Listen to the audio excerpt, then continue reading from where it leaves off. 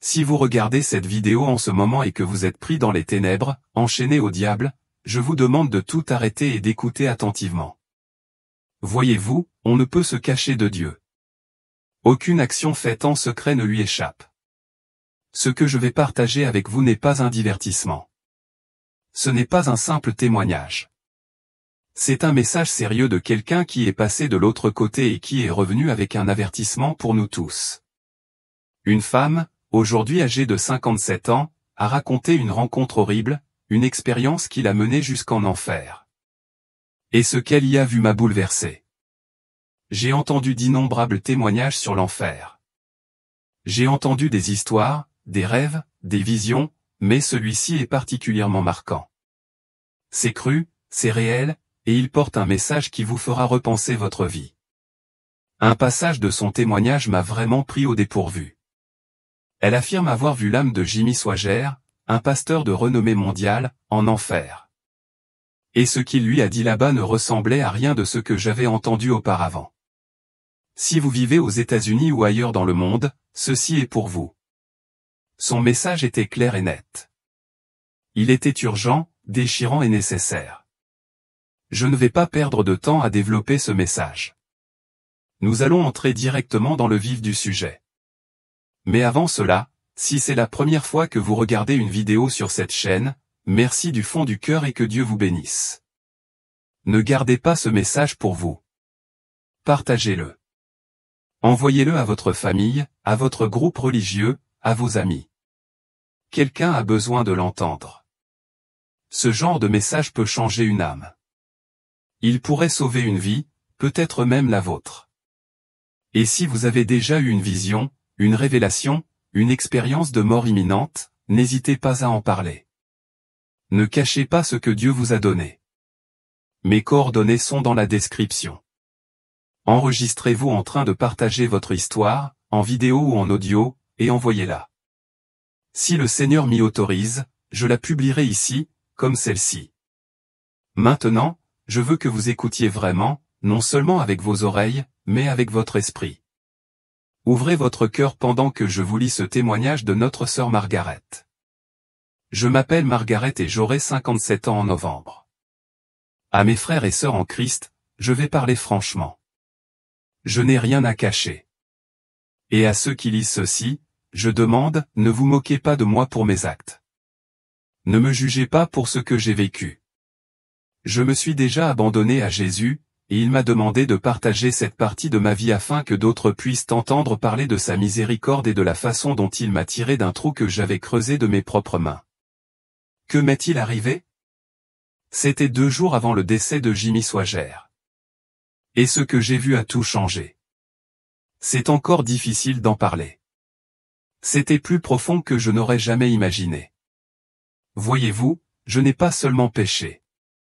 J'ai vécu dans le péché. Je l'ai accompagné. Je l'ai accepté. Je l'ai respiré comme de l'air. Et j'y suis resté pendant des décennies. Si vous me voyez aujourd'hui, vous auriez du mal à croire la vie que j'ai menée. Je comprends. Je suis assis ici aujourd'hui, plein de regrets. Pas seulement ceux qui vous font regretter de ne pas avoir fait les choses différemment. Enfin, ceux qui vous hantent, ceux qui vous font pleurer pour les années perdues. Si je pouvais revenir en arrière, je le ferais. Je déferais tout. Mais je ne peux pas. Aucun de nous ne le peut. Tout ce que je peux faire maintenant, c'est crier à qui veut bien m'écouter. Ne partez pas comme moi. Ne finissez pas là où j'ai failli rester pour toujours. Je suis né dans la pauvreté. Une vraie pauvreté. Ma mère est morte quand j'étais encore jeune. Et mon père, eh bien, était plus un fantôme qu'un parent. J'ai fini par être élevé par ma tante, mais à vrai dire, elle se fichait complètement de ce qui m'arrivait. Elle ne me demandait jamais où j'étais, avec qui j'étais, ni si j'avais mangé. Il m'est arrivé d'avoir faim pendant des jours. À 16 ans, je couchais déjà avec des hommes plus âgés, des hommes riches. Au début, je me disais que c'était inoffensif, juste de l'attention, des cadeaux, de l'excitation. J'aimais le pouvoir que je croyais avoir. J'aimais me sentir désiré. Mais ça ne s'est pas arrêté là. Ça a continué. Et bientôt, je ne jouais plus. J'étais devenu une prostituée à temps plein. Je le dis sans honte aujourd'hui, non pas par fierté, mais parce que je ne suis plus cette personne. J'ai été lavé. J'ai changé. Mais à l'époque, je croyais vivre un rêve.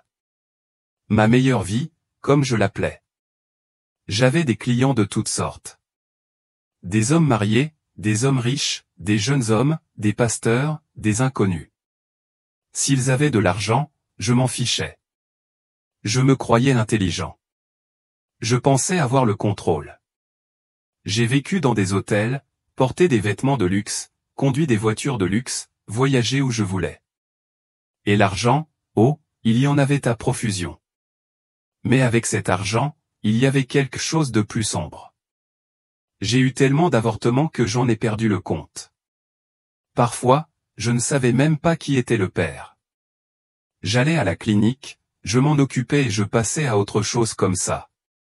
Je me disais que c'était mon corps, que je faisais ce que je voulais. Et j'y croyais de tout mon cœur. Au fil des ans, des gens sont venus me voir, des chrétiens. Certains ont essayé de me parler de Jésus. D'autres m'ont mis en garde contre l'enfer. Je leur riais au nez. Je leur disais de s'occuper de leurs propres problèmes. Je n'y croyais pas. Je me disais que j'étais trop mal pour être sauvé de toute façon. Alors j'ai continué. Les week-ends étaient consacrés aux boîtes de nuit. J'organisais des fêtes endiablées. Je buvais. Je dansais. Je péchais sans hésiter. Mon cœur était dur comme la pierre, plein d'orgueil, d'égoïsme, plein de mal. Et j'ai blessé des gens, beaucoup d'entre eux. J'ai utilisé des hommes. J'ai brisé des mariages. J'ai ruiné des foyers. Et je m'en fichais. Je me croyais intouchable. Mais Dieu avait un autre plan. C'est arrivé le 28 juin. J'étais allé à une de ces soirées privées, ces grandes fêtes que les riches organisaient chaque mois. J'y suis resté jusqu'à 3h30 du matin. Je me souviens être monté dans la voiture avec mon amie Sandra. J'étais saoul. La route était déserte et silencieuse, et je roulais beaucoup trop vite. Et puis c'est arrivé. Un camion est arrivé de nulle part. Je n'ai même pas eu le temps de cligner des yeux, et encore moins de freiner. Tout est devenu noir. J'ai senti ma tête heurter le volant. Et d'un coup, j'étais parti. Au moment où mon esprit a quitté mon corps, j'ai su que j'étais mort. Je ne pouvais plus bouger. Je ne pouvais plus parler, mais je voyais. J'ai vu l'épave. J'ai vu ma voiture complètement écrasée. J'ai vu mon propre corps effondré, sans vie. Et puis quelque chose m'a saisi. Ça ne m'a pas tiré vers le haut. Ni lumière, ni paix, ni accueil chaleureux. J'ai été tiré vers le bas, si vite que j'avais du mal à penser. J'avais l'impression d'être entraîné par quelque chose de lourd, de furieux. Et puis je suis arrivé. J'étais en enfer. Laissez-moi vous dire une chose, cet endroit est plus réel que ce monde. Vous pourriez penser que ce ne sont que des histoires ou des métaphores, mais je vous le dis, je l'ai vécu. Je l'ai respiré. Je l'ai ressenti dans chaque recoin de mon être. Au début, je n'ai vu aucun feu, juste une obscurité épaisse et pesante. L'air était brûlant, si brûlant qu'on ne pouvait plus respirer. J'avais l'impression que mes poumons se remplissaient de fumée et de chaleur, mais il n'y avait rien à respirer, juste de la douleur. Puis les cris ont commencé. Des gens, tellement de gens pleuraient, gémissaient, suppliaient, mais personne n'écoutait. Il n'y avait aucune aide, aucun réconfort. Et le pire, c'est qu'on ne voyait pas ce qui nous faisait mal. Ce n'était pas comme ce que j'avais entendu dans les histoires de démons errants. Non, c'était autre chose. Quelque chose d'invisible et d'horrible. Ça vous frappait, vous tirait, vous déchirait l'âme. Et puis je me suis mis à hurler, moi aussi. Je ne pouvais plus m'arrêter. J'avais l'impression que mon corps brûlait de l'intérieur. Et je n'étais même pas encore arrivé au pire. Les châtiments ont commencé. J'ai été de nouveau entraîné par quelque chose que je ne pouvais toujours pas voir et jeté dans un gouffre. Et ce gouffre était rempli de gens comme moi, des gens qui avaient commis des péchés sexuels. Hommes et femmes, tous nus, exposés et tourmentés. J'ai vu des corps déchirés, écrasés, tordus de manières insensées. Et puis j'ai commencé à le ressentir. Chaque péché que j'avais commis avec chaque homme, je l'ai ressenti, je l'ai revécu. Mes parties intimes ont été enflammées à maintes reprises. La douleur ne cessait jamais. Elle ne s'est jamais atténuée. J'ai crié jusqu'à ne plus pouvoir parler. Personne n'est venu. Personne ne s'en souciait. Ça n'en finissait plus. Puis ils m'ont de nouveau déplacé. On m'a traîné dans une autre chambre, un endroit réservé aux femmes ayant avorté. Cet endroit m'a bouleversé. Nous étions des milliers, peut-être plus, et nous les entendions, les bébés qui pleuraient. Mais ce n'était pas le genre de cri qu'on attendrait d'un nouveau-né. Non, ces cris étaient furieux, perçants, tourmentés, chargés d'accusations. Chaque cri me transperçait les oreilles et me transperçait le cœur. Ce n'était pas que des sons. Dans ces cris, je les entendais demander, « Pourquoi ne m'as-tu pas laissé vivre ?» J'ai essayé de fuir. J'ai essayé de les chasser. Mais il n'y avait pas d'échappatoire. J'étais forcé de revivre la douleur de chaque avortement.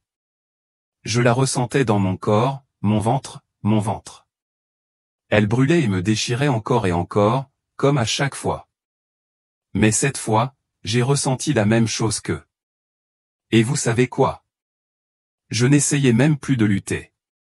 Je savais que je le méritais. Je savais que chaque instant de ce tourment était le résultat de mes propres choix. Et je ne pouvais m'empêcher de penser, pourquoi n'avais-je pas écouté? Pourquoi n'avais-je pas prêté attention aux avertissements? Pourquoi leur avais-je ri au nez? Mais ce n'était pas fini. Après avoir enduré ce supplice pendant ce qui m'a semblé une éternité, j'ai été de nouveau entraîné, cette fois vers un endroit plus sombre et plus vaste que tout ce que j'avais vu auparavant. Cela semblait sans fin, comme un gouffre sans fond, et l'air environnant était plus lourd, plus froid, plus suffocant. Je ne savais pas où j'allais, mais je savais que ce serait pire. Dès mon arrivée, j'ai senti que cet endroit recelait une autre forme de douleur. Ce lieu n'était pas réservé aux pécheurs moyens. Il était réservé à ceux qui avaient autrefois détenu la vérité, à qui la parole de Dieu avait été confiée, mais qui l'avaient trahie. C'est alors que je les ai vus, des pasteurs, des milliers. J'étais stupéfait.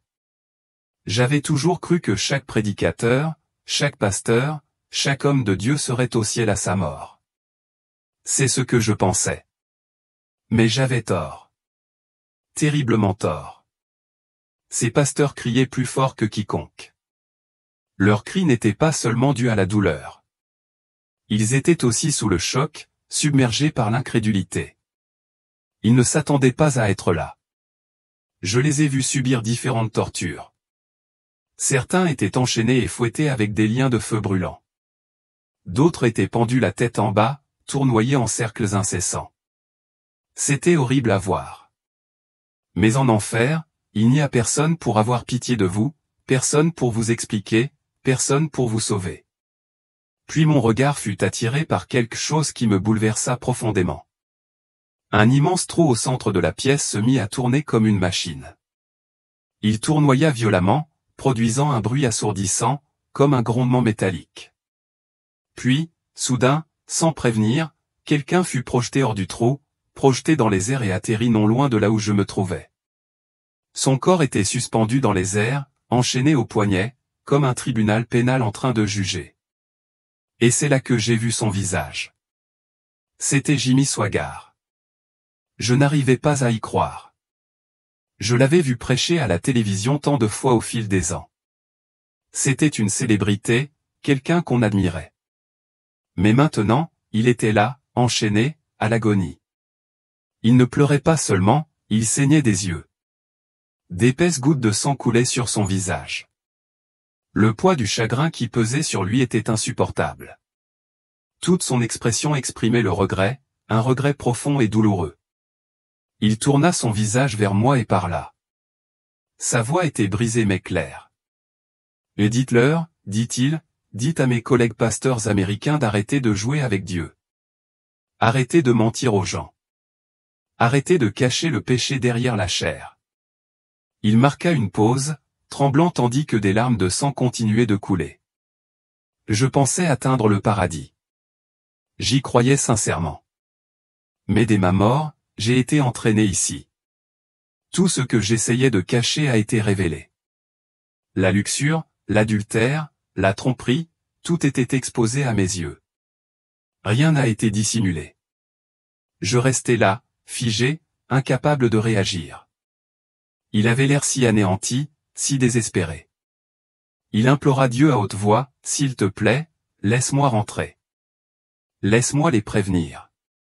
Seigneur, laisse-moi rentrer. » Sa voix était brisée par le désespoir. Mais avant qu'il puisse dire un mot, cette même force invisible revint, le saisit en plein vol et le ramena dans la fosse tourbillonnante. Je le regardai disparaître, ses cris se fondant dans un rugissement sans fin. Ce fut la dernière fois que je le vis. Et puis ce fut à nouveau mon tour. J'étais projeté plus profondément dans le gouffre, projeté dans de nouvelles chambres d'agonie. J'étais tiraillé dans tous les sens, mon corps se déchirant à chaque tiraillement. Je n'avais plus de force, plus de pensée, juste de la douleur. J'avais perdu tout espoir. Je croyais sincèrement que c'était ma fin, que c'était mon éternité. Mais alors j'ai entendu quelque chose. Une voix. Elle n'était pas comme les autres. Elle n'était pas en colère. Elle n'était pas tourmentée. Elle était forte, puissante, impérieuse, et pourtant pleine de miséricorde. Et elle ne disait que 3 mots, « Laisse-la partir ». Aussitôt, tout s'arrêta. Les forces qui me torturaient relâchèrent leur emprise. Les flammes reculèrent. Le sol sous mes pieds se déroula et soudain, je me sentis m'élever. Non pas tomber, mais m'élever. Je m'élançai vers le ciel, rapide comme attiré par la lumière elle-même. La chaleur commença à s'estomper. Les cris devinrent lointains. Et puis j'ai ouvert les yeux. J'étais dans un lit d'hôpital. Le réveil de l'enfer. Quand j'ai ouvert les yeux, le monde autour de moi était flou, froid et silencieux. J'étais allongé dans un lit d'hôpital et, pendant un instant, je ne savais plus où j'étais. Puis j'ai entendu quelqu'un dire, « Elle est réveillée ». Les infirmières se sont précipitées à l'intérieur, et j'ai lu le choc sur leur visage. Plus tard, j'ai appris que j'étais dans le coma depuis 72 heures. Les médecins ne pensaient pas que j'en sortirais. Ils avaient dit à ma famille et à mes amis de se préparer au pire. Mais j'étais là, en vie. Les premiers mots que j'ai prononcés n'étaient pas des questions sur ce qui s'était passé ou sur la gravité de ma blessure. Non, la première chose que j'ai demandé, c'était un homme de Dieu. J'ai dit à l'infirmière, « S'il vous plaît, trouvez-moi un pasteur. J'ai besoin de me repentir. » Je tremblais, désespéré. J'avais l'impression que le temps me manquait. Même si je venais de me réveiller, l'urgence était écrasante dans mon esprit. Je répétais sans cesse, « J'ai besoin de parler à quelqu'un qui puisse prier avec moi. » Or, il ne comprenait pas. Comment aurait-il pu? Il n'avait pas vu ce que j'avais vu. Il n'avait pas ressenti ce que j'avais ressenti. Après avoir demandé à maintes reprises, une infirmière a finalement accepté d'appeler quelqu'un. Un pasteur est venu le lendemain. Dès qu'il est entré dans la pièce, j'ai craqué. Je lui ai tout raconté. J'ai tout avoué. Ma vie, les avortements, les mensonges, l'orgueil, le péché, les choses que j'ai vues en enfer. Je n'ai rien oublié. J'ai sangloté en demandant pardon à Dieu. Je l'ai imploré de me faire miséricorde. Et à cet instant, j'ai su qu'il m'avait entendu. Depuis ce jour, ma vie n'a plus jamais été la même. J'ai coupé les ponts avec tous mes amis du passé. Je me suis débarrassé de tout ce qui me rattachait à cette ancienne vie. Vêtements, photos, lentilles de contact, tout. J'ai tout brûlé. Je ne voulais plus rien qui me rappelle la personne que j'étais. Je mène désormais une vie simple et tranquille. Je prie. Je cherche Dieu et je lui demande chaque jour d'utiliser le temps qui me reste pour avertir les autres, car je sais ce que j'ai vu. Je sais ce que j'ai ressenti. Et je ne l'oublierai jamais. L'enfer existe. Et le plus terrifiant, c'est qu'il est rempli de gens qui n'auraient jamais pensé y atterrir. Des gens comme moi. Des gens qui ont ignoré les avertissements. Des gens qui ont cru en la grâce, mais n'ont jamais obéi. Des gens qui pensaient avoir le temps. Des gens qui pensaient que Dieu ne les y enverrait pas vraiment. Je pense parfois à Sandra. Elle était avec moi cette nuit-là dans la voiture. Elle n'a pas survécu. Elle est morte dans cet accident et n'a jamais eu la même chance que moi. Je ne sais pas où elle est maintenant. Mais je prie pour que Dieu ait pitié. Pourtant, je sais au fond de moi que si elle avait vu ce que j'ai vu, elle aurait imploré une seconde chance, elle aussi. Mais elle ne l'a pas eue. J'ai été épargné. Non pas parce que je l'ai mérité. Non pas parce que j'étais bon, mais parce que Dieu est miséricordieux.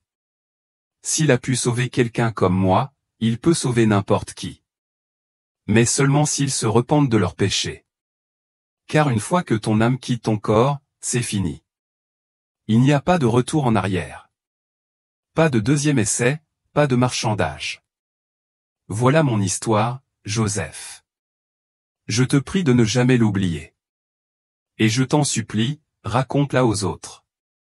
Préviens-les avant qu'il ne soit trop tard. Plaidoyer final. Voilà mon histoire, Joseph. Et je prie du plus profond de mon cœur pour que tu ne l'oublies jamais. Ce n'est pas quelque chose qu'on peut simplement entendre et oublier. Pas si tu as vraiment écouté. Pas si ton cœur est à moitié éveillé. Je t'en supplie. Ne garde pas ça pour toi. Ne laisse pas ça t'arrêter. Parle aux autres. Exprime-toi. Préviens-les. Préviens tout ce que tu peux. Ta famille, tes amis, ton église, tes collègues. Dis-le leur tant qu'il est encore temps. Car une fois que ce dernier souffle quitte le corps, il est trop tard. J'ai vu la vérité. J'ai senti le feu. J'ai été en présence de la justice. Et je peux vous dire avec une certitude absolue qu'aucun péché n'est caché devant Dieu. Aucun. Peu importe qu'il paraisse insignifiant aux yeux du monde. Peu importe avec quelle habileté il a été caché. Peu importe qui le commet. Qu'il s'agisse d'un toxicomane brisé sous un pont ou d'un prédicateur raffiné derrière une chaire, Dieu voit tout. Chaque mot, chaque pensée, chaque action accomplie en secret. Et un jour, chaque acte sera révélé. Faites-le savoir, surtout à ceux qui pensent qu'ils vont bien simplement parce qu'ils vont à l'église ou connaissent les Écritures, surtout à ceux qui se reposent sur leur propre bonté. Parce que j'ai appris à mes dépens. Même les pasteurs ne sont pas assurés d'aller au paradis. Les titres ne valent rien si le cœur n'est pas droit. L'assistance à l'église, les sermons, la chorale, les robes, rien de tout cela n'a d'importance s'il n'y a pas de sainteté. Je l'ai vu de mes propres yeux. J'ai vu des ministres en enfer. Des milliers criaient plus fort que quiconque parce qu'ils avaient mieux su et avaient quand même choisi le monde. J'ai vu ce qui arrive à ceux qui prêchent une chose le dimanche et vivent une vie complètement différente derrière des portes closes. J'ai vu les conséquences du péché secret, de la convoitise cachée, de l'orgueil, des mensonges proférés au nom de Dieu. Ce n'étaient ni des athées ni des meurtriers. C'étaient des gens qui se tenaient sur des autels, qui dirigeaient les prières, qui connaissaient la Bible mieux que quiconque. Mais ils vivaient dans l'obscurité. Ils couvraient leurs péchés de charme, de charisme, et même des Écritures. Et maintenant, ils en paient le prix fort, pour toujours. Et s'il te plaît, Joseph, dis aux femmes. Dis à chaque mère, à chaque fille, à chaque jeune fille que l'avortement est un meurtre. Je sais que c'est dur à dire dans ce monde. Je sais que les gens s'indignent quand ils l'entendent, mais je n'y croyais pas non plus. Je me disais que ce n'était qu'une intervention médicale, un choix, une condition de femme. J'ai utilisé tous les arguments possibles, liberté, vie privée, contrôle. Mais en enfer, rien de tout cela n'a d'importance. Ce que j'ai vu, ce que j'ai ressenti, a brisé tous les mensonges que je m'étais racontés. J'ai entendu les bébés. J'ai entendu leur voix. Leurs cris n'étaient pas doux. Ils n'étaient pas innocents. Ils étaient forts, furieux, accusateurs. Ce son a transpercé mon âme. Et j'ai compris à cet instant que ce n'était pas seulement un choix médical. C'était du sang. Du sang innocent. Du sang qui criait de la terre et parvenait aux oreilles de Dieu. Et il n'oublia pas. Il n'y avait pas de paix en ce lieu. Pas de réconfort. Impossible d'échapper aux cris. J'ai senti chacun de ces avortements me déchirer l'esprit. Ce n'était pas une question politique. Ce n'était pas une question de droit des femmes. C'était une question de vie.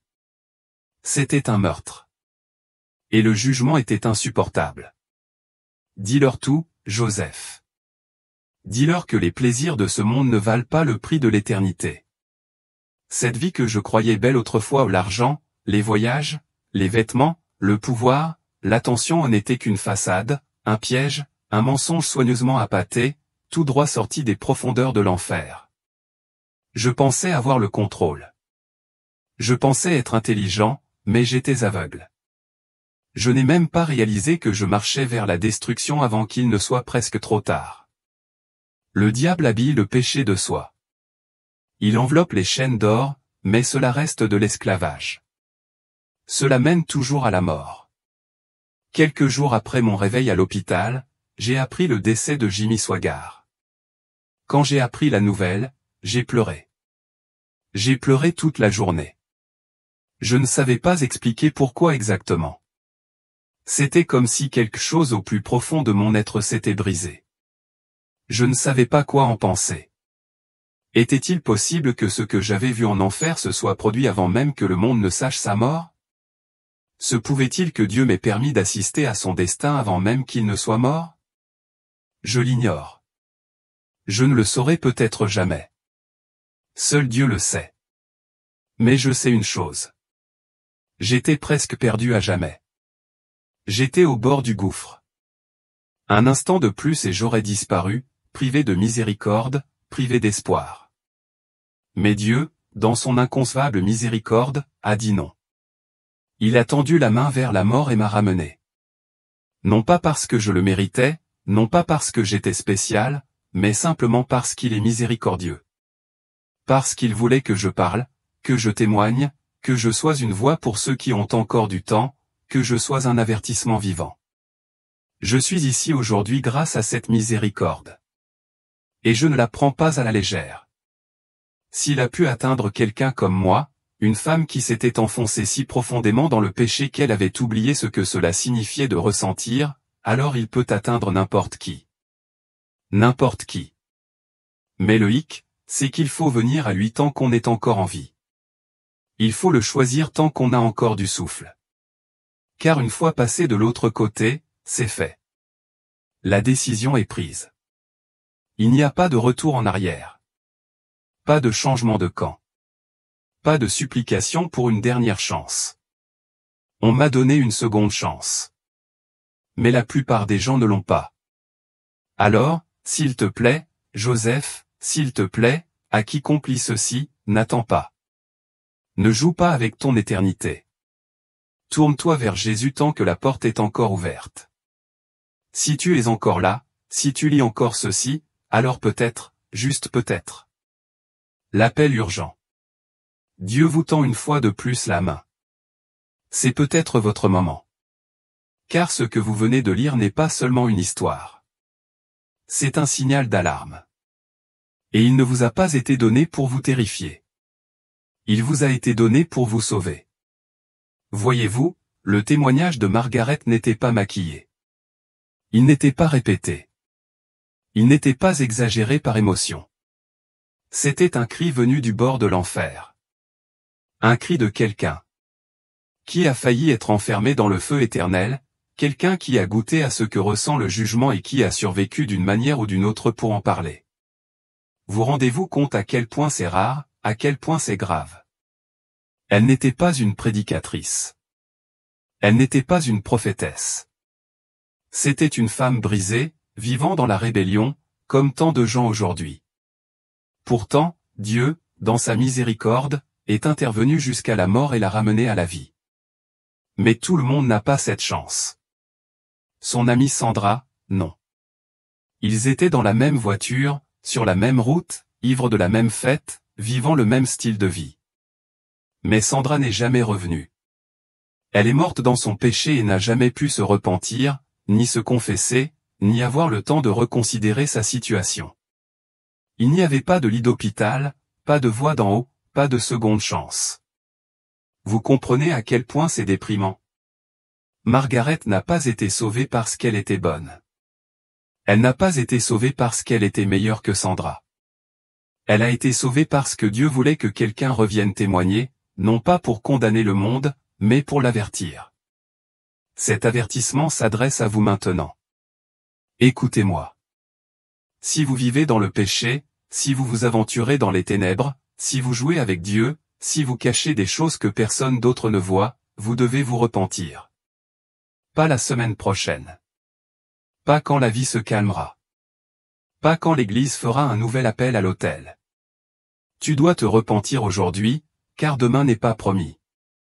Ni à moi, ni à toi, ni à personne.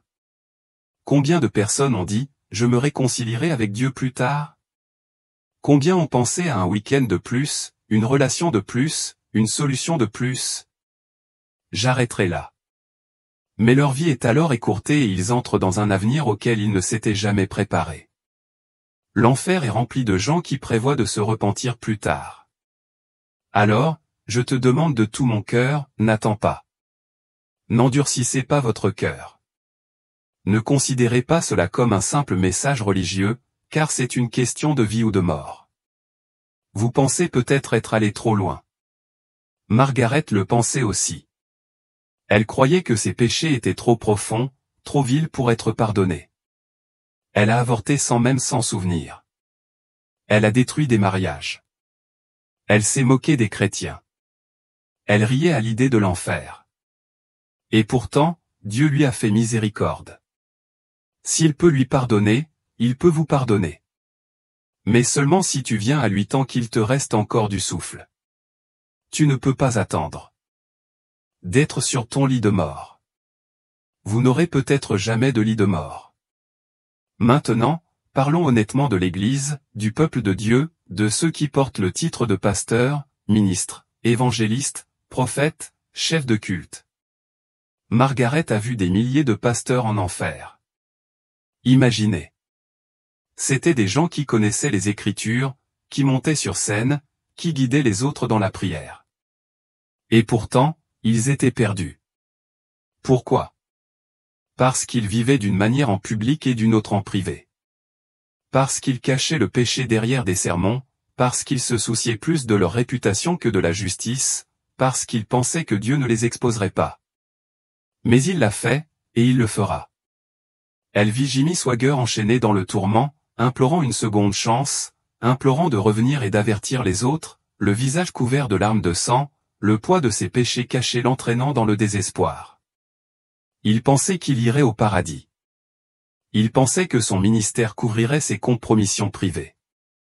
Mais dès sa mort, le masque a été arraché. Et ce qui lui est arrivé peut nous arriver à tous si nous ne nous repentons pas. Personne n'est exempté. Aucun titre ne peut vous protéger du jugement de Dieu. Église, c'est un signal d'alarme. C'est un bouleversement. Dieu appelle son peuple à sortir du compromis, du péché secret, de la performance, de la fausse religion. Il nous appelle à revenir à la sainteté. Si vous êtes pasteur et que vous luttez contre la luxure, confessez-le. Si vous avez une liaison, mettez fin. Si vous prêchez la justice le dimanche et regardez de la pornographie le lundi, criez à Dieu pour qu'il vous délivre. Ne continuez pas à marcher comme si personne ne savait. Dieu le sait. Et un jour prochain, tout ce qui est caché sera exposé. On ne surmonte pas le péché en faisant semblant de ne pas l'avoir. On le surmonte en le mettant en lumière, par le jeûne, la prière, la responsabilité et un repentir sincère. La grâce de Dieu est puissante, mais elle ne fonctionne que lorsque nous arrêtons de courir et commençons à nous abandonner. Laissez-moi vous poser une question. À quand remonte la dernière fois où vous avez pleuré sur votre péché? À quand remonte la dernière fois où vous avez tremblé à la parole de Dieu? À quand remonte la dernière fois où vous êtes tombé sur votre visage, non pas pour être béni, mais pour être purifié? Le réveil ne commence pas dans le monde. Il commence dans l'Église, dans le cœur, dans des lieux secrets. Margaret a été sauvée pour une raison. Non pas pour devenir célèbre, ni pour écrire un livre, mais pour tirer la sonnette d'alarme, pour crier « Retournez-vous ». L'enfer existe. Et la porte est large. Et maintenant, à vous de choisir. Vous avez entendu son témoignage. Vous avez entendu ses larmes. Vous avez entendu son appel.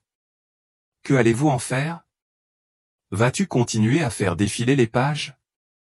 Vas-tu te défaire de ça? Ou vas-tu t'agenouiller et implorer celui qui sauve encore? Ceci pourrait être votre dernier avertissement. Ceci pourrait être votre dernière invitation. Ne le laissez pas passer. Tombez aux pieds de Jésus. Repentez-vous de vos péchés. Détournez-vous de toute obscurité. Soyez lavés. Soyez restaurés. Soyez remplis du Saint-Esprit. Vivez saintement. Marchez humblement. Et restez prêts. Car dans un instant, en un clin d'œil, tout sera terminé. Et alors, une seule chose comptera. Étiez-vous en règle avec Dieu? Vous êtes-vous déjà demandé ce qui se passerait si un croyant mourait et était emmené par Jésus pour assister à l'enfer lui-même, ou même des âmes célèbres comme Bob Marley crient dans les flammes éternelles? C'est l'histoire vraie de Sœur Victoire, une femme dévouée dont l'âme a quitté son corps après la mort et a été guidée par le Seigneur pour voir des vérités terrifiantes sur l'Église, la musique, le mariage et la soi-disant légende que Dieu a piégée pour toujours. Avant de commencer, veuillez indiquer votre nom et votre adresse ci-dessous. Je prierai pour chacun de vous et vous transmettrai l'amour chaleureux de Jésus-Christ. Cette histoire n'est pas seulement destinée à être entendue. Elle est destinée à réveiller les consciences, car ce que Sœur Victo a vu en enfer vous fera ne plus jamais regarder ce monde de la même manière. Je m'appelle Sœur Ayant Bati Victo. Le jour où tout a changé. Je suis originaire de la République du Togo, marié à un évangéliste nommé Monsieur Herbert. Le matin du 9 septembre 2014, je me suis réveillé avec un mal de tête lancinant. Pensant qu'il s'agissait simplement d'une migraine, j'ai acheté des médicaments. Mais au fil des heures, la douleur s'est intensifiée. Je me sentais étourdi, faible et étrange. Mon mari a appelé un médecin qui m'a fait une injection et une transfusion sanguine. Après cela, je suis allé me reposer. Puis quelque chose s'est produit qui a changé ma vie à jamais. Alors que j'étais allongé dans mon lit, une lumière vive a inondé ma chambre, une lumière qui n'était pas de ce monde. Mon mari et mes enfants dormaient à côté de moi, mais je commençais à sentir mon corps s'immobiliser, comme si quelque chose me tirait de l'intérieur. Je ne pouvais ni parler ni bouger. Je croyais mourir. J'ai commencé à confesser silencieusement tous les péchés que j'avais commis, depuis mon enfance. Soudain, deux anges dans une gloire radieuse sont apparus dans ma chambre. Ils m'ont appelé par mon nom. Victoire, lève-toi. Il faut partir. Je me suis levé pour les suivre, mais j'ai réalisé que mon esprit s'était élevé de mon corps, qui était toujours allongé sur le lit. C'est à ce moment-là que j'ai su que j'avais quitté le monde physique. Alors que je suivais les anges, je me suis retrouvé à courir, sans savoir où j'allais, mais me déplaçant à une vitesse surnaturelle. Soudain, une voix puissante tonna, « Arrêtez !» Je me suis figé. Il n'y avait personne en vue. Puis, descendant du ciel dans une gloire indescriptible, le Seigneur Jésus-Christ est apparu. Son visage brillait d'une lumière aveuglante. Je ne pouvais pas le regarder directement. Sa présence submergeait tout ce qui m'entourait. Nous nous trouvions dans un vaste lieu vide, semblable à un désert. Puis le Seigneur m'a conduit à un carrefour. Devant moi se trouvaient deux routes. L'une était large et remplie de milliers de personnes. L'autre était étroite et complètement vide. J'ai remarqué que les gens sur la large route avaient l'air très sains. Les femmes portaient des vêtements modestes, sans bijoux, sans maquillage. Leur tête était couverte. Les hommes ressemblaient à des pasteurs et à des dirigeants d'église. Certains chantaient, d'autres priaient en langue. Ils ressemblaient tous à des gens de Dieu. Alors je me suis dit, ce sont des chrétiens comme moi. Je devrais les rejoindre. Et je l'ai fait. Je me suis avancé dans la foule. Mais soudain, une voix tonitruante a retenti d'en haut, « Victoire, sors d'entre eux ». Alors la main du Seigneur m'a tiré hors de la foule et m'a remis au carrefour. Jésus m'a regardé et m'a dit, « Victi, ces gens sont chrétiens de nom, mais pas de cœur. Bien qu'ils aillent à l'église, s'habillent modestement et parlent de moi, leur cœur est rempli de mensonges, de convoitises, de haine et d'hypocrisie. Ils marchent sur le large chemin qui mène à l'enfer. » J'étais sous le choc. Ils ressemblaient aux personnes les plus saintes que j'ai jamais vues.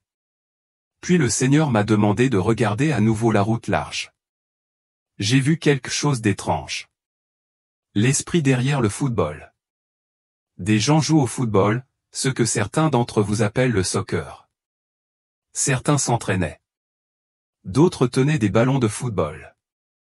D'autres étaient des supporters portant le maillot de leur équipe préférée. Jésus m'a dit, ces footballeurs et leurs supporters sont en enfer. Le football n'est pas qu'un jeu. C'est un système satanique. Il m'a montré une vision spirituelle dans le royaume des ténèbres. Des démons jouaient au football avec un crâne humain. Le Seigneur m'a révélé l'esprit du football, une puissance démoniaque derrière ce sport. Il a déclaré, cet esprit est vénéré par les équipes, les joueurs et les fans. Jésus a dit, aucun homme ni aucune femme dont le cœur est lié au football n'entrera dans mon royaume. J'étais bouleversé. Je n'aurais jamais cru qu'un sport aussi populaire que le football puisse avoir des origines aussi sombres. Jésus a pris ma main et m'a dit, viens avec moi. En un instant, nous étions devant la porte du paradis. C'était différent de tout ce que j'avais jamais vu, radieux et saint, rempli d'une paix qui faisait trembler mon âme. Devant la porte, il y avait une longue file de personnes attendant d'entrer. 3 anges montaient la garde, et l'un d'eux avait des yeux sur tout son corps. Il pouvait tout voir. Rien ne lui était caché. Un à un, les gens s'avancèrent. L'ange aux yeux perçants examinait chacun. S'il en était digne, il hochait la tête et les portes s'ouvraient. La personne entrait dans la gloire éternelle. Mais s'il n'en était pas digne, il secouait la tête de chagrin. Puis, soudain, une puissante tempête surgissait, saisissait la personne et l'emportait. J'entendais leurs cris tandis qu'on les emmenait, leur voix s'éloignant au loin. C'était terrifiant. La file d'attente continuait d'avancer, mais ce jour-là, je n'ai vu qu'une seule femme acceptée au royaume des cieux. Une seule. C'était une femme calme, vêtue simplement, pleine de paix. Jésus m'a dit, cette femme priait constamment, vivait en paix avec tous, faisait preuve d'amour et ne dévoilait jamais son corps. Elle marchait humblement devant moi. Lorsqu'elle franchit la porte, les anges se réjouirent. Ils dansèrent et chantèrent, louant le Seigneur avec une grande joie. Le ciel célébrait l'arrivée d'une âme fidèle. Jésus s'est tourné vers moi et m'a dit, « Victi, voici la réalité. Beaucoup m'appellent Seigneur, mais leur vie ne me reflète pas. Ils m'adorent des lèvres, mais me renient du cœur. Rares sont ceux qui entreront dans mon royaume, non pas que je ne le veuille pas, mais parce qu'ils refusent de suivre le chemin étroit. » Je restais silencieux, bouleversé par ce que j'avais vu. Le poids de l'éternité était réel. Le chemin étroit était réel. Le paradis était réel, mais le rejet aussi. Après avoir franchi les portes du paradis, je pensais que le voyage était terminé. Mais Jésus se tourna vers moi, le regard solennel, et me demanda, « Victi, où vas-tu le dimanche ?» Je répondis, à l'église, Seigneur, pour te vénérer. Il scruta mon âme et dit, de nos jours, beaucoup d'églises ne me vénèrent pas. Elles vénèrent Satan. Tandis qu'il parlait, le sol s'ouvrit sous nos pieds et nous descendîmes en enfer. L'air s'est épaissi, l'obscurité s'est emparée. J'ai entendu les cris des âmes, des pasteurs, des chefs de chœur, des fidèles désormais tourmentés. Jésus m'a montré ceux qui avaient prêché la vérité mais vivaient dans le péché, qui utilisaient son nom pour se faire connaître et qui érigeaient des foules au lieu d'autel. Ce ne sont pas mes églises, a-t-il dit. Elles appartiennent désormais à l'ennemi. J'ai vu des gens que je connaissais, comme le pasteur Maurice du Togo, souffrir au-delà de toute imagination. Jésus a dit, beaucoup me servent des lèvres, mais pas de leur vie. C'est pourquoi je vous renvoie pour les avertir. Je ne viens pas pour des bâtiments ou des mouvements. Je viens pour une épouse pure, obéissante, sainte et lavée dans mon sang.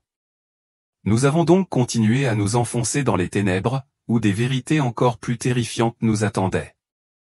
Tandis que nous continuions à traverser les tourments et le feu, Jésus m'a entraîné plus profondément dans les profondeurs de l'enfer. Les cris se faisaient plus forts, la douleur plus intense. Les démons étaient partout, certains rampant, d'autres volant, d'autres encore montant la garde sur certaines âmes telles des gardiens de prison. Leur visage était marqué par la haine. Leur rire était cruel. Chaque bruit dans cet endroit était empli d'agonie. Puis Jésus dit, « Victi, il y a ici des gens que le monde célèbre encore, mais leurs âmes sont perdues à jamais.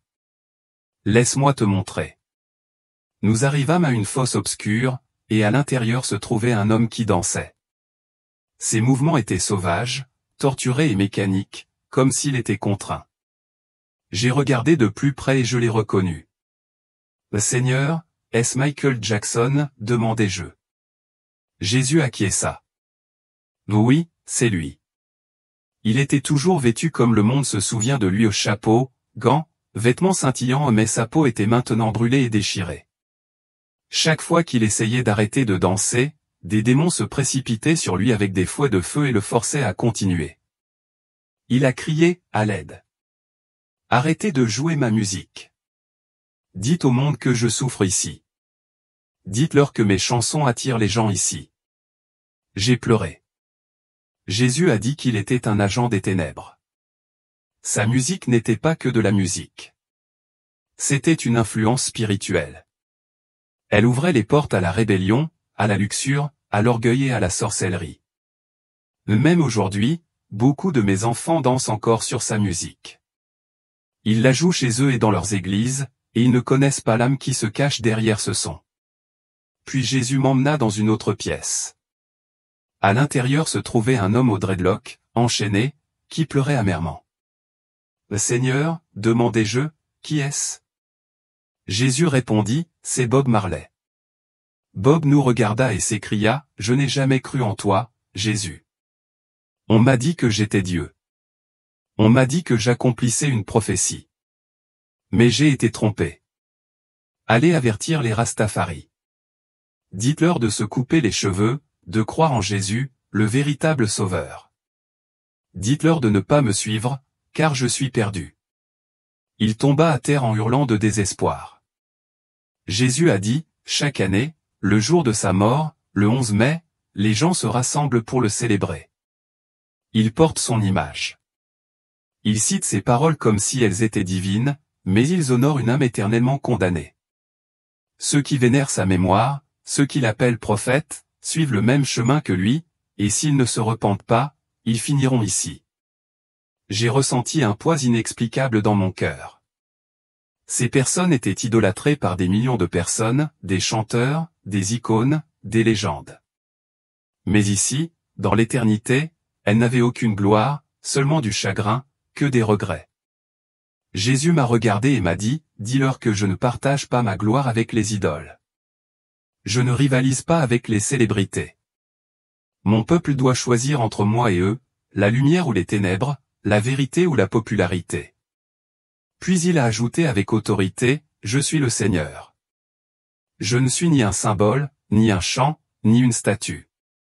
Je suis le Dieu vivant, et on ne se moquera pas de moi. » Je restais là, silencieux. Je ne pouvais pas parler. Les voix du supplice m'entouraient. La chaleur me pressait la peau, et quelque part dans l'obscurité, j'entendis un air familier. Une chanson de Michael Jackson résonnait faiblement, suivie d'un cri. Le Seigneur détourna son visage de cet endroit et nous reprîmes notre chemin. Le voyage n'était pas terminé.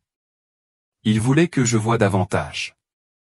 À mesure que nous nous enfoncions dans l'enfer, l'obscurité s'épaississait et les cris s'intensifiaient. Puis Jésus me conduisit dans un étroit couloir où je vis un petit enfant tremblant, recroquevillé sur le sol, âgé de 8 ans à peine. Des démons, sous forme de serpents et d'insectes, le tourmentaient, le mordant et le piquant tandis qu'il criait « Jésus, sauve-moi ». Je suis tombé à genoux et j'ai demandé « Seigneur, pourquoi est-il ici ?» Jésus a demandé au garçon « Qu'est-ce qui t'amène ici ?» L'enfant a répondu « Les dessins animés, les films de guerre, les jeux vidéo, les feuilletons. » Jésus m'a regardé et m'a dit « Personne ne lui a enseigné ma parole. La télévision l'a élevé. Ses parents ont laissé son âme sans surveillance. » J'ai regardé l'enfant tendre la main vers Jésus, mais le Seigneur est resté immobile. Il est jugé, disait-il, parce qu'on lui a donné, et on ne lui a rien donné. Un démon a ri. L'église était trop occupée. Ses parents étaient trop distraits, alors il est à nous maintenant. Je me suis détourné, le cœur brisé. Jésus a murmuré, préviens-les, victoire. L'ennemi en veut aux enfants. Ce qui semble inoffensif les détruit. L'enfer a aussi de la place pour les enfants. Et le paradis attend ceux à qui l'on enseigne la vérité. En quittant l'endroit où l'enfant était tourmenté, je me sentais complètement brisé. Je n'avais plus aucune force. Mais Jésus dit, il y a encore une chose que tu dois voir. Puis il disparut. À sa place apparut une silhouette d'abord brillante, presque angélique. Mais à mesure qu'il s'approchait, sa beauté se transforma en quelque chose d'horrible. Sa robe devint noire et son rire résonna comme le tonnerre. Je m'effondrai sous son poids. Il me fixa du regard et dit, « Je suis Satan. Toi, Victo, tu as arraché des âmes à mon royaume. Mais maintenant, je vais te montrer qui dirige vraiment les églises. » Il commença à se vanter. J'ai rempli les chairs d'avidité, les cœurs d'orgueil et les bancs d'église de rancune. J'ai remplacé la sainteté par la religion, et il croit encore être sauvé. J'essayai de parler, mais en vain. Il leva la main et la douleur me parcourut le corps. Juste à ce moment-là, un éclair de lumière apparut. Jésus était revenu. Satan hurla et recula de rage. Jésus dit, « Tu l'as entendu. C'est la voix qui se cache derrière de nombreuses églises aujourd'hui. Mais il n'a aucun pouvoir sur ceux qui marchent en mon nom. » Il me regarda et dit, « Dis-le. » Tremblant, j'ai proclamé au nom de Jésus-Christ. Satan s'est effondré comme le tonnerre. Jésus a dit, « Voici l'autorité que je donne à mon peuple. Utilisez-la non pas comme une phrase, mais comme une arme. » La guerre est réelle et mon Église est endormie. Nous avons ensuite continué vers une vérité plus profonde qui attend encore d'être révélée. Après la disparition de Satan, Jésus se tourna vers moi, l'air lourd, et dit, « Victi, je vais te montrer comment l'ennemi a utilisé le mariage pour détruire de nombreuses âmes. » En un instant, nous sommes entrés dans un autre monde spirituel. L'atmosphère était lourde de tristesse. J'ai vu des hommes et des femmes enchaînés, certains en pleurs, d'autres silencieux de regret. Jésus m'a conduit vers une femme nommée Christine. Elle portait une grande croix catholique autour du cou. « Seigneur, s'écria-t-elle, je croyais t'honorer. » Je ne savais pas, Jésus répondit, je ne suis plus sur la croix. Pourtant, ils m'y gardent comme une statue. Ce qu'ils adorent, ce n'est pas moi. C'est l'Antéchrist. Il a poursuivi, la soi-disant eau bénite qu'ils utilisent est mêlée à la mort. Le catholicisme est en alliance avec l'occultisme. Je ne réside pas dans cette église. Puis j'ai vu le pape Jean-Paul II en enfer, un énorme serpent enroulé autour du cou. Jésus a dit, s'ils ne sortent pas de l'illusion et ne me suivent pas en esprit et en vérité, aucun catholique n'entrera au paradis. Ensuite, il m'a montré un homme qui allait à l'église tous les dimanches, mais qui passait ses nuits dans les bars et les boîtes de nuit. « Tu m'as honoré par ton emploi du temps, » a dit Jésus. « Mais ton cœur appartenait au monde. » J'ai aussi vu la femme d'un pasteur en flammes. Là elle refusait de pardonner, a dit Jésus. Elle est morte amère, s'accrochant à la douleur. Jésus parla alors avec une profonde tristesse. Et dit aux épouses de pasteurs qu'elles doivent marcher dans l'humilité et le pardon. Beaucoup pensent que leur titre les sauvera, mais les titres ne peuvent cacher un cœur impénitent. Il me montra encore plus de choses. Des couples fiancés couchant ensemble, des hommes vivant avec leurs femmes sans payer la dot, et des pasteurs se disputant avec leurs épouses tout en prêchant comme si de rien n'était. Ce sont des fornicateurs, dit Jésus. Ils désobéissent à mon alliance. J'ai vu une femme hurler de douleur. Je pensais que l'amour suffisait. Je pensais pouvoir le sauver. Mais Jésus répondit, son mariage avec un incroyant l'a éloigné de moi. Puis il me regarda et dit, quand on se marie sans me le demander, on s'expose à la destruction. Je n'unis pas le juste à l'impie. Tous deux doivent naître de nouveau. Mon esprit ne peut bénir ce qui est sous un joug inégal. Il marqua une pause, puis ajouta, beaucoup seront offensés par cela, mais je dis la vérité. Et quand la vérité est rejetée, le jugement s'ensuit. J'ai ressenti le poids de ces paroles. Le mariage n'est pas seulement une décision humaine. C'est une alliance spirituelle. Et lorsqu'il est contracté en dehors de sa volonté, il peut devenir une chaîne menant droit à la mort éternelle. Jésus regarda alors devant lui et dit, maintenant, Victi, leur apparence, leur choix et l'état de leur cœur attirent le jugement sur eux. Et nous avons continué notre chemin vers un autre lieu douloureux.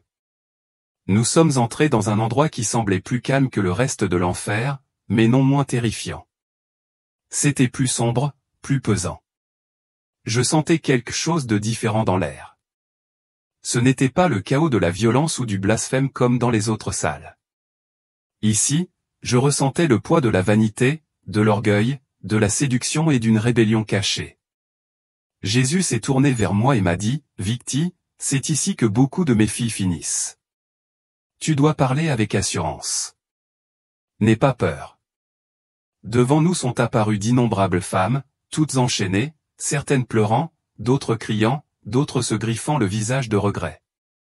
La plupart d'entre elles étaient magnifiquement vêtues, mais leur beauté s'était retournée contre elles. Leurs cheveux étaient devenus des serpents. Leurs vêtements s'étaient transformés en feu. Leur maquillage fondait sur leur visage comme de l'acide. Jésus en désigna une et dit, elle était connue pour sa beauté, mais sa beauté est devenue son Dieu. Alors que nous traversions la foule, Jésus commença à s'adresser non pas à moi, mais aux âmes elles-mêmes. On vous l'a dit. On vous a prévenu. Ma parole était claire, mais vous avez suivi le monde au lieu de me suivre. Puis il m'a regardé et m'a dit, Victi, dis à mes filles que beaucoup de leurs accessoires, leurs cheveux artificiels, leurs fossiles et leurs idoles de mode sont maudits. Certains de ces produits sont voués à des autels démoniaques avant même d'arriver en magasin. Et quand elles les portent, elles ne portent pas seulement du style, elles portent de l'esprit. Je restai bouche bée. Seigneur, dis-tu que ces choses portent des démons? Jésus répondit, pas toutes, mais beaucoup, et mon esprit les a avertis. Mais ils taisent cette conviction dans leur cœur. Ils disent, c'est juste une mode. Ce ne sont que des cheveux. Dieu regarde le cœur. Mais je vous le dis, ce qui recouvre le corps reflète ce qui gouverne le cœur. Il désigna une femme qui avait de longues tresses artificielles, maintenant vivante comme des serpents noirs lui mordant le cuir chevelu. Elle hurla et dit, je ne savais pas. J'ai juste suivi mes amis. Je pensais que ça n'avait aucune importance. Jésus répondit avec tristesse, je t'ai donné une couronne naturelle. Tu l'as échangée contre ce que le monde appelle la beauté, mais tu ne m'as jamais demandé ce que je désirais. Tu n'as jamais recherché ma beauté. Nous avons continué notre chemin et Jésus m'a montré des femmes qui avaient autrefois dirigé des églises. Il a dit, c'étaient des pasteurs, des épouses, des responsables de culte, des mentors pour les jeunes, mais leur cœur était rempli de compétition, de jalousie et d'orgueil. Elles s'habillaient pour impressionner les autres, pas pour m'honorer. J'ai vu une femme qui dansait autrefois à l'église. Sa robe était courte. Ses louanges étaient fortes. Mais maintenant, elle était silencieuse, brûlante de honte. Elle a dansé chez moi, dit Jésus, mais pas pour moi. Elle voulait de l'attention, et elle l'a obtenue des hommes et de l'enfer. Puis le Seigneur a dit quelque chose qui a gravé mon esprit à jamais. Il dit aux femmes, je n'ai pas créé leur corps pour être exposés à la convoitise. J'ai habillé Ève. J'ai couvert sa honte. Mais cette génération s'est à nouveau dévoilée et appelle cela la liberté. Ce n'est pas la liberté. C'est l'esclavage de l'ennemi. Il a poursuivi, et ne croyez pas que ce soit seulement une question d'apparence.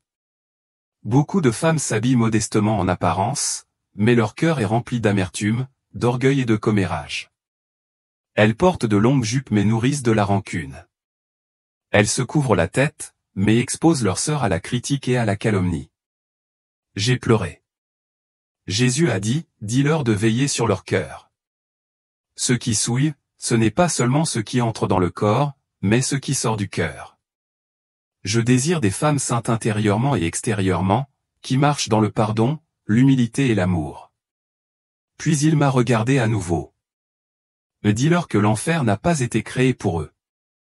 Il a été créé pour Satan et ses anges. Mais l'ennemi les trompe par la vanité et la mode, par un amour trompeur et une fausse identité. Et maintenant, beaucoup de mes filles sont prisonnières ici. Il marqua une pause, puis murmura avec une grande urgence, préviens-les, Victoire. Dis-leur que je reviens bientôt, et que je viens chercher une épouse pure. Qu'ils lavent leurs vêtements dans mon sang, sans les orner de rébellion. Qu'ils reviennent à moi. Alors que nous nous éloignions de ce lieu douloureux, j'entendais encore les cris des femmes, des mères, des filles, des prédicateurs, des adolescentes regrettant des choix qu'elles pensaient inoffensifs. Et puis Jésus dit, je vais vous montrer les dirigeants, ceux qui ont autrefois dirigé les autres, mais qui ne m'ont pas suivi. La chute des dirigeants de l'Église. Alors que nous nous éloignions des cris des femmes, l'expression de Jésus changea à nouveau. Son regard exprimait la tristesse et la sainte colère, une douleur justifiée. Je la sentais dans l'air, le poids de la trahison, le poids d'une responsabilité malmenée. Il dit, Victi, beaucoup de ceux qui se tiennent devant mon peuple ne sont pas à mes côtés. Venez voir le sort des dirigeants qui ont dirigé sans moi. Nous sommes entrés dans une autre partie de l'enfer. Cet endroit semblait plus froid. Les cris n'étaient pas seulement des cris de douleur, mais aussi de honte. Ce n'étaient pas des âmes ordinaires. C'étaient des pasteurs, des prophètes, des évêques, des apôtres. Des anciens, des ministres, des hommes et des femmes qui avaient autrefois exercé l'autorité dans l'Église. Certains portaient encore les vêtements qu'ils avaient portés pour prêcher. D'autres serraient des Bibles qui brûlaient maintenant dans leurs mains comme du feu. Leur chair était devenue leur prison, et leurs titres étaient gravés sur des chaînes qui les enchaînaient. Jésus a dit, ceux-là sont ceux à qui ma parole a été confiée, mais ils l'ont déformée par intérêt, par gloire, par désir de chair. Ils se sont nourris pendant que mes brebis mouraient de faim. Ils ont construit des ministères, non des autels. Ils ont rassemblé des foules, mais n'ont jamais amené d'âme à la repentance. Nous nous sommes approchés d'un homme qui pleurait et se mordait les doigts jusqu'au sang. Il était oint. Jésus a dit, je l'ai appelé quand il était jeune. Il a commencé par le feu, puis est venu l'argent. Il a commencé à déformer ma parole pour plaire au peuple. Il a vendu des prophéties. Il a collecté des offrandes, mais son cœur s'est corrompu. Maintenant, il ne peut échapper au feu. Un autre homme était enchaîné et criait, j'étais un général dans la foi. J'ai chassé des démons. J'ai ressuscité des morts. Mais Jésus répondit, tu as utilisé mon nom, mais tu ne me connaissais pas. Tu m'as prêché publiquement, mais tu as vécu pour toi en privé. Tes œuvres étaient nombreuses, mais ton fruit était pourri. J'ai vu une femme, autrefois une prophétesse respectée, maintenant tourmentée par des démons qui imitaient sa voix et répétaient les fausses visions qu'elle avait données. Elle criait, Seigneur, je voulais seulement aider. J'ai seulement dit ce que les gens voulaient entendre. Mais Jésus répondit, tu as craint les hommes plus que moi. Tu as prophétisé des mensonges en mon nom. Tu as dit que j'avais parlé alors que je me taisais. Tu as conduit beaucoup de gens à la destruction. Le Seigneur m'a emmené plus profondément et m'a dit, regarde combien d'églises ont été fondées par des hommes que je n'ai jamais envoyés. Ils disaient, Dieu m'a appelé, mais c'était par orgueil, pas par mon esprit. Ils ont divisé mon corps pour se faire un nom. Ils ont agi par don, mais ont ignoré la sainteté. Ils aspiraient à des tribunes, non à une présence. Et quand je les ai avertis, ils ont endurci leur cœur. J'ai vu des hommes quitter leurs femmes pour épouser des femmes envoyées par Satan. Jésus a dit, lorsqu'un pasteur répudie sa femme d'alliance et en épouse une autre sans mon approbation, il livre son église à l'ennemi. Son autel est souillé et je me retire. Il poursuivit, beaucoup de mes serviteurs prêchent en nourrissant un profond manque de pardon. Ils se disputent avec leurs femmes, puis se tiennent derrière la chair. Ils vivent dans le péché secret et croient que la grâce le couvre. Mais je ne me laisserai pas moquer. Et s'ils ne se repentent pas, je leur ôterai leur chandelier. J'ai vu des églises inscrites dans un livre. Certains noms brillaient de lumière. D'autres étaient barrés, recouverts de cendres. Jésus a expliqué, lorsqu'une église s'aligne sur moi, je la couvre de ma gloire. Mais lorsqu'une église suit le monde, embrasse l'immoralité et rejette la discipline, j'efface son nom. Elle existe peut-être encore sur terre, mais au ciel elle n'est plus reconnue. Puis Jésus s'est tourné vers moi et m'a dit, Victi, la tromperie est forte. Beaucoup de gens suivent leurs dirigeants plus que moi. Ils défendent leur pasteur plus que ma vérité. Ils ignorent la conviction du Saint-Esprit et disent, ne touche pas à loin. Mais moi, je te le dis, si loin vit dans la rébellion, il sera jugé plus sévèrement. Car on demandera beaucoup à qui l'on a beaucoup donné. Il marqua une pause et je percevais la douleur dans sa voix. J'aime mon Église. Je suis mort pour elle. Mais l'Église doit revenir à la sainteté. Les titres ne sauvent pas. Les positions ne sauvent pas. Seule l'obéissance à ma parole. Puis il murmura, dis-leur que je reviens, non pas pour des célébrités en robe, mais pour des serviteurs au cœur pur. Non pas pour la gloire, mais pour la fidélité. Non pas pour le bruit, mais pour la vérité. Alors que nous nous préparions à partir, j'entendais encore les cris d'hommes et de femmes qui autrefois se tenaient devant la foule, et qui, désormais, ne pouvaient plus se tenir devant Dieu. Et je savais sans l'ombre d'un doute qu'aucun sermon, aucune prophétie, aucun miracle ne pouvait remplacer une vie véritablement consacrée. Et puis Jésus dit, maintenant, Victoire, tu as vu l'état de l'Église, mais avant que je te renvoie, tu dois voir quelle heure il est sur l'horloge du ciel. L'horloge du ciel est le mandat final. Jésus me regarda avec des yeux qui transperçaient l'éternité. Je sentais quelque chose changer dans mon esprit. L'atmosphère devint pesante comme avant une tempête. Puis il dit, Victa, maintenant tu dois voir l'heure qu'il est. Nous nous trouvâmes soudain devant ce qui ressemblait à une immense horloge dorée suspendue dans les cieux. Elle ne tic-taquait pas comme une horloge terrestre. Elle vibrait de lumière et de puissance. Chaque chiffre sur son cadran brillait de feu, et les aiguilles ne s'agitaient pas au rythme des secondes, mais selon une intention divine. Jésus désigna l'horloge et dit, c'est l'heure du ciel. C'est l'heure dans le monde spirituel. Je regardais et restais bouche bée. L'aiguille n'était plus sur l'heure ni sur la minute. Elle était positionnée entre la dernière seconde et la trompette. Il n'y avait plus de retard, plus de temps à perdre. Jésus dit, il est presque minuit en esprit. La trompette va sonner. Je reviens chercher mon épouse, mais elle n'est pas prête. Sa voix était pleine d'urgence et de tristesse. Mon Église est endormie, divertie, distraite. Il prêche la prospérité, mais pas la pureté. Il parle de bénédiction, mais évite le repentir.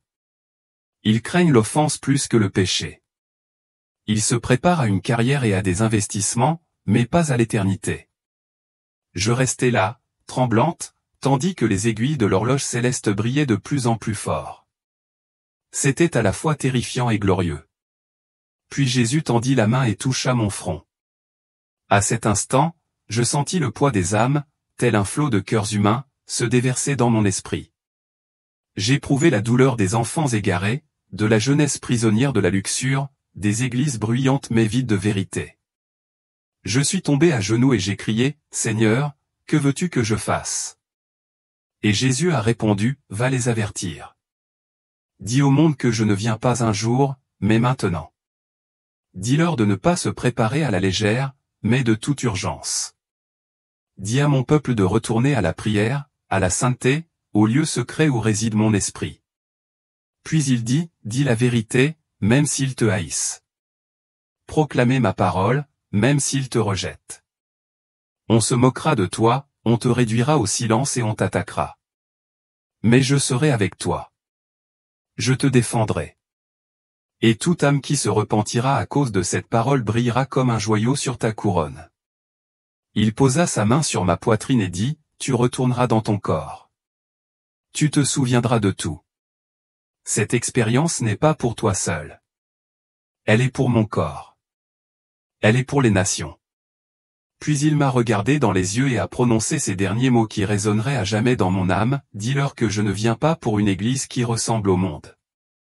Je viens pour une église qui me ressemble. » Soudain, un bruit semblable à celui d'un vent violent se fit entendre et tout commença à s'estomper. Les images de l'enfer, du paradis, de Satan, de l'enfant, des femmes, des pasteurs, tout s'évanouit comme des cendres dans une tempête. Puis j'ouvris les yeux. J'étais de retour dans mon lit. Mon corps était raide.